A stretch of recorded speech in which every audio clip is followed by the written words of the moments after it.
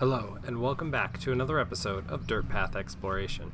Today, we traveled to Minnetonka, Minnesota to take the Inner Loop Trail at Purgatory Park. The trail is about 1.6 miles in length and took us about 35 minutes to complete. It's around a swamp, so at times I'm sure it will be swarming with bugs, although with a little bug spray, we weren't bothered a significant amount. There isn't a lot of parking, and we had to park in the overflow parking lot near the entrance and walk towards the trailhead. It added a small amount of distance, but wasn't entirely out of the way, as there is a small offshoot that will take you directly onto the trail from the parking spots. Once we reached the main trailhead, we headed straight. The trail became narrow and overgrown with underbrush, but if you prefer a less confined trail without all the underbrush, you can turn left on the tarred trail and it will provide a wider, more traditional city park trail. If you do choose to continue down the path, as I did, do not forget to check yourself for ticks afterwards, which you should do anyway, but especially if you take this section. Eventually, the trail joins the wider trail. At this point, I think it's important to mention when we took this trail, there were numerous dogs being walked, and at one point upwards of 6 off-leash dogs being walked by their owners.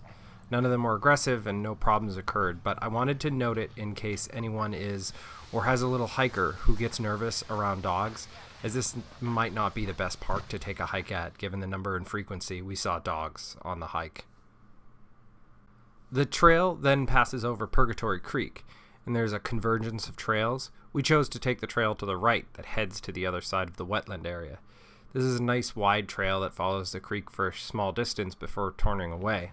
At this point, the trail enters the sun more, and while there is still intermittent shade, it becomes much less than the beginning sections. It's a nice section of the path that follows along the wetlands and gives a much better view out into them than the initial portion of the trail that we took.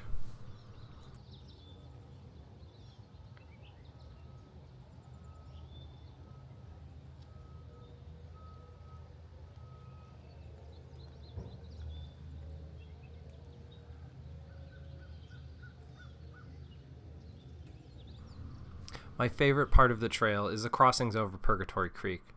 I always enjoy wooden bridges that loft you over waterways, and both locations of the bridges give that fantastic forest stream feeling.